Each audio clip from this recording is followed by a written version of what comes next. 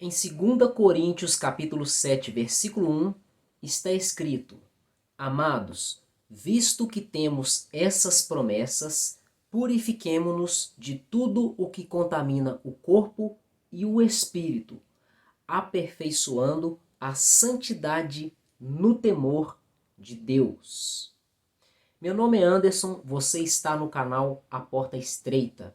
Seja bem-vindo, que a graça e a paz de Jesus Cristo estejam com você. Nesse texto que inicia o capítulo 7 da segunda carta do apóstolo Paulo aos Coríntios, nós vemos aqui que existe uma continuidade de algo que o apóstolo Paulo já estava falando.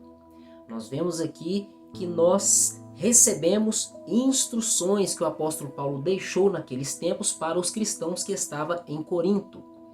E ele deixou essas instruções levando em consideração que nós temos promessas vindas da parte de Deus. O versículo 1 do capítulo 7 dessa segunda carta se inicia da seguinte forma: Amados, visto que temos essas promessas. Em outras palavras, observando, considerando, levando em conta, em consideração que nós temos essas promessas, nós devemos nos purificar de tudo o que contamina o corpo e o espírito, aperfeiçoando a santidade no temor de Deus. Mas aqui inicialmente vamos dar um foco nas promessas. Deus nos dá promessas.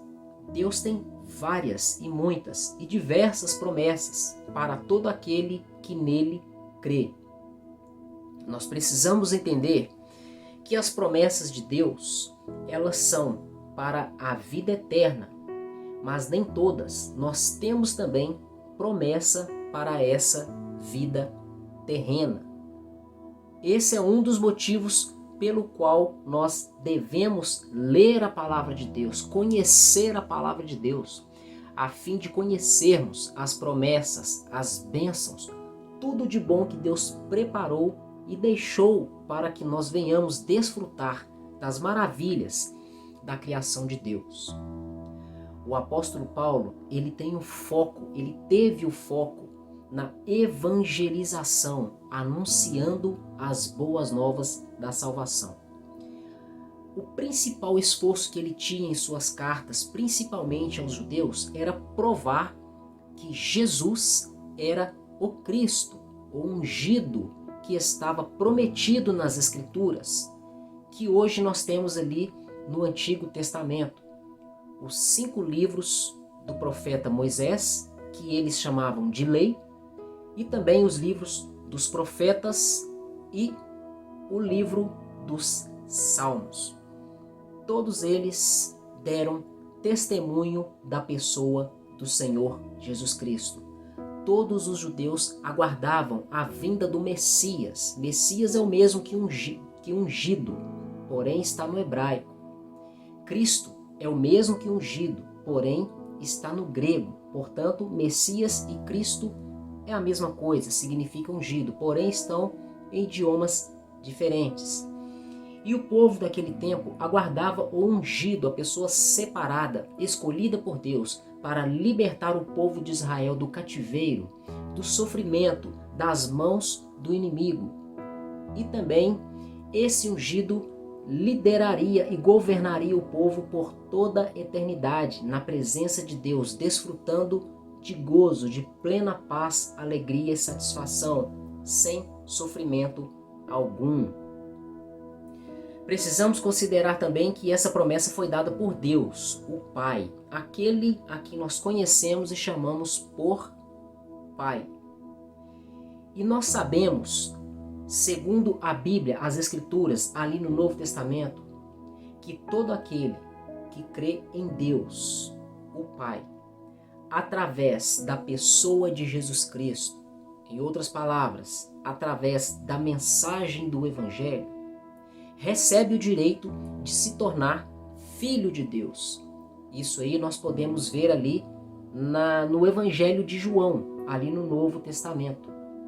Nós que cremos no Senhor Jesus Cristo, espiritualmente falando, nós somos filhos de Deus. Jesus Cristo nos adotou como filhos para o Pai. Então, esse era um dos temas do apóstolo Paulo. Essa era uma das promessas. Nós seremos filhos de Deus, o Pai. É claro que nessa terra, nesse plano de vida, nós já estamos vivenciando isso. Mas chegarão dias após a ressurreição em que nós veremos ao Senhor face a face. Nós seremos o seu povo, ele será o nosso Deus. Nós seremos seus filhos, família de Deus, e ele será o nosso Pai. É claro que existem muitas outras promessas. Então o apóstolo Paulo, na continuidade de seu assunto, ali da sua segunda carta que ele enviou aos cristãos que estavam em Corinto, ele continua falando e inicia aqui o que temos no versículo 1 do capítulo 7. Amados, visto que temos essas promessas, ou seja, considerando que nós temos essas promessas, em outras palavras, eu deixo um conselho para vocês, uma instrução para vocês, um mandamento da parte do Espírito Santo para vocês. Vocês devem se purificar de tudo o que contamina o corpo e o espírito. Vejam bem, o apóstolo Paulo está dando uma instrução para que nós venhamos estar atentos, cuidadosos. Não podemos estar vacilantes, desapercebidos. Precisamos estar vigilantes a todo o momento, porque nós vivemos em um mundo que está corrompido. E esse sistema maligno que domina, governa o mundo, esse padrão de governo maligno que administra o mundo, ele foi entregue ao diabo. E existem inúmeras artimanhas, armadilhas do inimigo para distrair os filhos de Deus do propósito, das promessas de Deus. Portanto, nós precisamos estar atentos. Assim como a Bíblia nos instrui que nós devemos tomar cuidado, porque Satanás, ele anda ao nosso redor, bramando como um leão, buscando alguém que possa tragar. Precisamos estar vigilantes. E nós sabemos que a Bíblia trabalha com linguagens. E quando ela fala de pecado, ela possui suas simbologias. Quando ela fala de santidade, ela possui suas simbologias. Quando ela fala, por exemplo, aqui de contaminação, ela está se referindo de uma forma direta ou indireta, está se referindo ao pecado. Só para você ter um entendimento, no Antigo Testamento, Deus decretou para o povo de Israel, através de Moisés, que o cordeiro, aquele animal que deveria morrer no lugar do povo, por causa do pecado do povo, e esse animal deveria ser apresentado pelo sumo sacerdote uma vez ao ano, esse animal deveria ser sem defeito, sem mácula, sem mancha. Observem essas palavras: defeito, mácula e mancha. Aquela prática era uma representação do que haveria de acontecer quando Jesus viesse à Terra. E de fato aconteceu. E por isso ele é chamado de o Cordeiro de Deus que tira o pecado do mundo, assim como João Batista se referiu a ele. Da mesma forma que um cordeiro perfeito, sem mancha e sem mácula, era apresentado pelo sacerdote uma vez ao ano, no templo, nos tempos antigos, na lei antiga. E por causa disso, Deus perdoava o pecado do povo. Da mesma forma, Jesus Cristo veio para essa terra, viveu como um ser humano, sofreu todas as tentações, porém sem pecado, sem defeito algum, sem mancha e sem mácula. Olha aí a simbologia: mancha, mácula e defeito. Nesse caso, está se referindo ao pecado, ao erro, às nossas falhas. E se você crê no Senhor Jesus Cristo, os seus pecados estão perdoados por causa desse sacrifício do Senhor Jesus Cristo. E aqui no versículo 1 do capítulo 7 de 2 Coríntios, o apóstolo Paulo escreveu: purifiquemo-nos de tudo o que contamina o corpo e o espírito. Agora nós precisamos tomar cuidado sobre a contaminação. Então ele está se referindo ao pecado. Aqui você deve observar tudo aquilo que não agrada a Deus, tudo aquilo que é contrário à vontade do Espírito Santo, tudo aquilo que a Bíblia condena. Nós precisamos evitar, porque quando nós não evitamos essas coisas, aceitamos essas práticas que não agradam a Deus, nós estamos contaminando o nosso ser, contaminando a nossa alma, contaminando a nossa mente, contaminando o nosso corpo. Então nós devemos nos purificar de todas essas coisas que não agradam a Deus. E como nós fazemos isso? Existem várias maneiras. Uma delas, que é a principal, é abandonar a prática do pecado, deixar de fazer tudo o que estamos fazendo de errado. É isso o que nós chamamos de conversão, mudar de caminho, mudar de direção, mudar de atitude. Primeiramente, nós precisamos reconhecer que somos falhos, fracos, pecadores, que estamos no erro. A partir daí, precisamos abandonar essa prática. Isso aí é o verdadeiro arrependimento. E juntamente com isso, nós precisamos confessar os nossos pecados a Deus, porque somente Ele é quem nos perdoa e nos purifica de todo pecado. O apóstolo João escreveu uma carta que está lá perto de Apocalipse. Na sua primeira carta ele diz: se nós confessarmos os nossos pecados, Ele é fiel e justo para nos perdoar os pecados e nos purificar de toda injustiça. Portanto, precisamos confessar os nossos pecados e pedir perdão a Deus. Então isso é algo constante, porque diariamente nós estamos sempre tropeçando em algum erro e devemos ao máximo evitar as coisas do mundo e as coisas que não agradam a Deus. E o apóstolo Paulo instrui também na segunda parte desse versículo da seguinte forma: aperfeiçoando a santidade no temor de Deus. A palavra aperfeiçoar aqui dá uma ideia de melhorar. Melhorar cada dia mais. Gradativamente estar melhor naquilo que estamos fazendo. Dia após dia. Melhorando pouco a pouco. Agradando cada vez mais a vontade de Deus. Nos colocando cada vez mais no centro da vontade de Deus. Então nós devemos nos purificar de tudo que contamina o corpo e o espírito, aperfeiçoando, melhorando a santidade no temor do Senhor. Quanto à santidade, a santidade é um estado em que nós vivemos, vamos dizer assim, espiritualmente falando.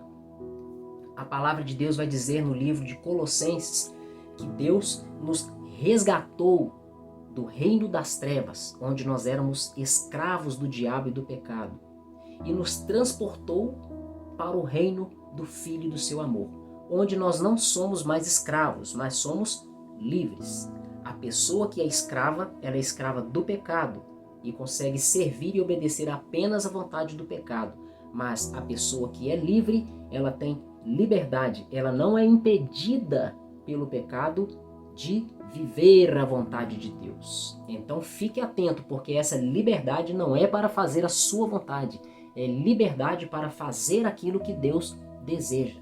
Isso é a liberdade no Espírito.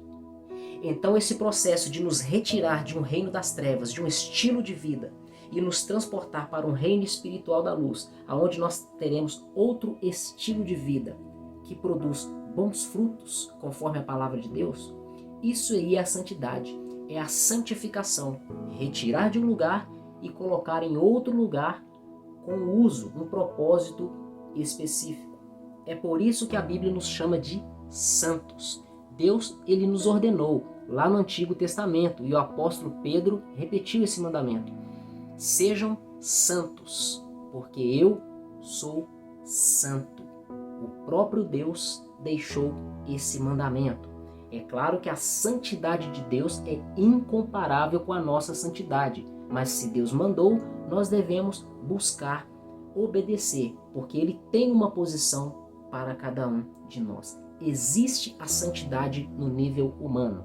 E não se confunda, santidade não significa perfeição, a pessoa não cometer erro, não é isso. Santidade, eu já expliquei, é você ser retirado de um estilo de vida do reino das trevas e ser transportado para um reino de amor, reino de luz, reino de Deus, vivendo a vontade de Deus. Por isso nós somos santos, separados para Deus, conforme a própria palavra de Deus diz. E o apóstolo Paulo disse, aperfeiçoando a santidade no temor de Deus. Precisamos estar no temor de Deus, buscando a Deus diariamente, buscando a Deus constantemente, conforme eu sempre tenho falado há longo tempo. Nós precisamos sempre buscar contato, relacionamento, intimidade com a palavra de Deus, meditar na palavra de Deus diariamente, refletir na palavra, aprender com a palavra, buscar melhoria lendo a palavra, porque a palavra também ela mostra os nossos erros. A palavra é luz para os nossos pés, ela é lâmpada para os nossos pés e luz para o nosso caminho, conforme diz o salmista.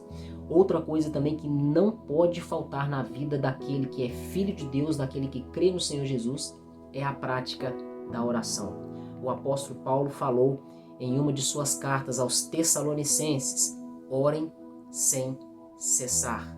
Nós devemos orar a todo tempo, sempre que for possível. Existem várias maneiras de orar. Tem aquele momento que você vai estar sozinho no seu quarto, no seu particular com Deus. Tem aquele momento que você está perto de pessoas, ou no trabalho, ou dirigindo, ou andando na rua. Você pode orar apenas pelo pensamento, conversando com Deus. Nós precisamos estar a todo momento em contato com o Senhor. E a terceira prática também que não pode faltar na vida do cristão é a prática do jejum, porque o jejum ele vai te trazer força espiritual, ele vai refinar, aperfeiçoar o seu espírito. Dessa forma, você ficará mais sensível às coisas de Deus, mais sensível à voz do Espírito Santo, à presença do Espírito Santo, ao agir do seu Espírito Santo. Quando nós jejuamos, o nosso discernimento espiritual ele é melhorado. Então essas três coisas que falei vão nos ajudar na prática da santidade no temor de Deus, sempre buscando nos preocupar se o nosso jeito de viver e as coisas que estamos fazendo estão agradando ou não a Deus. Nisso aí eu poderia resumir para você esse trecho, o temor de Deus. A pessoa que teme a Deus, ela tem preocupação em tudo que ela faz, até mesmo nos seus pensamentos, nas suas emoções, nas suas reações, se está agradando a Deus ou não. Isto é um sinal de que a pessoa tem temor a Deus. Então, vou ler o versículo mais uma vez. Amados, visto que temos essas promessas, purifiquemo-nos de tudo que contamina o corpo e o espírito, aperfeiçoando a santidade no temor de Deus. Agora nós vamos orar e pedir a Deus que Ele venha nos abençoar, fortalecer o nosso espírito, nos dar força e autoridade para vencer a nossa carne, para resistir às tentações, resistir aos prazeres do mundo e que Ele venha também trazer edificação no nosso espírito e na nossa alma. Feche os seus olhos e ore comigo. Pai querido, em nome do Senhor Jesus Cristo, Pai, nós estamos reunidos aqui, meu Pai, através desse vídeo, orando ao Senhor, meu Pai. Deus querido, nós te agradecemos por essa palavra. Nós pedimos a Ti, meu Pai, que o Senhor venha perdoar os nossos pecados e as nossas falhas, que o Senhor venha purificar a nossa mente, o nosso coração, a nossa alma, todo o nosso ser. Te agradecemos, Pai, porque por causa da morte e ressurreição do Senhor Jesus Cristo, por causa do sangue de Jesus que foi derramado, o Senhor nos purifica de todo pecado. Te agradecemos porque nós cremos no Senhor, cremos na Tua palavra. Te damos graças por todos os homens do Senhor que viveram, meu Pai, e deixaram esta palavra escrita para nós. Te agradecemos também porque vivemos em um país onde podemos ler a palavra do Senhor e falar do nome de Jesus Cristo. Pai, nós te agradecemos, Pai, pelas promessas que o Senhor tem para nós. Tanto as promessas para vivermos nessa terra, quanto as promessas que vamos viver após a ressurreição. Pedimos a Ti, meu Pai, que o Senhor nos conduza no caminho do Senhor, que nós não nos desviemos nem para a direita e nem para a esquerda, para que nós venhamos agradar ao Senhor e receber as promessas que nos estão reservadas. Deus querido, coloca temor no nosso coração, aumenta a nossa fé, aumenta, meu Pai, o temor que nós temos pelo Senhor e nos dê força, sabedoria e estratégia para rejeitar as tentações desse mundo, as seduções desse mundo, meu Pai. Coloca em nós, meu Pai, o espírito de ousadia, de coragem, de temor, de valentia, que nós venhamos ser valentes, guerreiros do Senhor, sem medo, meu Pai, de enfrentar as dificuldades dessa vida, sem medo, meu Pai, de vencer, enfrentar as tentações.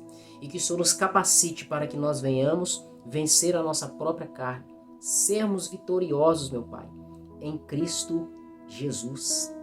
Pai querido, eu peço ao Senhor que o Senhor venha aperfeiçoar em nós a nossa santidade, que a cada dia nós estejamos mais no centro da Tua vontade.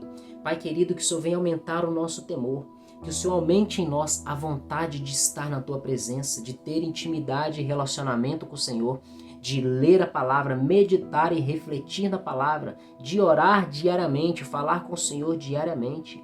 Vontade, meu Deus, saúde para estar jejuando, meu Pai, a fim de fortalecer o nosso espírito, Pai, em nome de Jesus. Deus querido, eu te peço que nós venhamos ser luz nesse mundo e sal nessa terra. Que nós sejamos, meu Pai, árvores de bons frutos. Que cada um que está ouvindo, meu Pai, essa oração seja pedra de edificação e não pedra de tropeço. Eu te peço, meu Pai, que o Senhor nos livre de todo escândalo, de todo o mal. Livra-nos, Pai, da cilada do inimigo, que o Senhor venha desfazer as obras do diabo que foram feitas para destruir e prejudicar as nossas vidas. Eu te peço, meu Pai, que o Senhor venha abençoar a casa dessa pessoa que está orando comigo.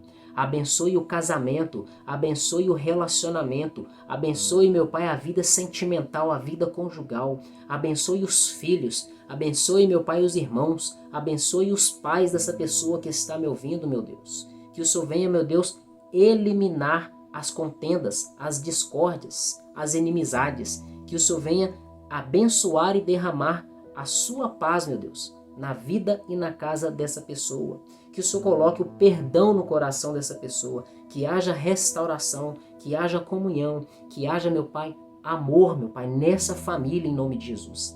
Abençoe, meu Pai, a vida financeira dessa pessoa, abençoe o trabalho, a vida profissional e que o Senhor venha providenciar um trabalho, uma fonte de renda para aquele que está precisando, Deus. Pai querido, abençoe também a saúde física. Que o Senhor venha, meu Deus, repreender todo espírito de enfermidade e que o Senhor venha, meu Deus, curar esta pessoa que está com qualquer enfermidade, Deus. Nós te pedimos, Pai, em nome de Jesus, porque o Senhor é o Deus que pode todas as coisas. Deus, nós te agradecemos por mais um momento de oração, por mais uma oportunidade de meditar na palavra do Senhor. E pedimos ao Senhor, Pai, perdão pelos nossos pecados e que, acima de tudo, seja feita a vontade do Senhor, em nome do Senhor Jesus Cristo. Meu irmão e minha irmã, deixe o seu like nesse vídeo e compartilhe para que outras pessoas também sejam abençoadas com a palavra de Deus. Leve em consideração tudo o que foi falado nesse vídeo e não deixe de buscar o Senhor e pratique a palavra do Senhor, porque certamente a promessa dele vai se cumprir em sua vida. Muito obrigado por mais uma visita no canal A Porta Estreita. Até o próximo vídeo e que Deus continue te abençoando.